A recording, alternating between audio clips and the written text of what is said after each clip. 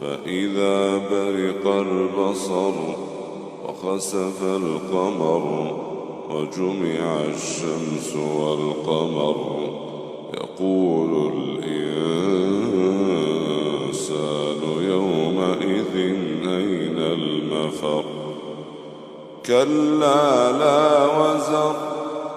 إلى ربك يومئذ المستقر ينبأ الإنسان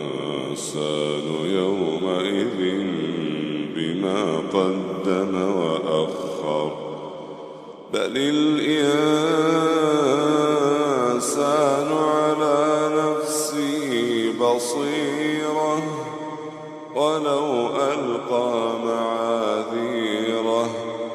لا تحرك به لسانك لتعجل به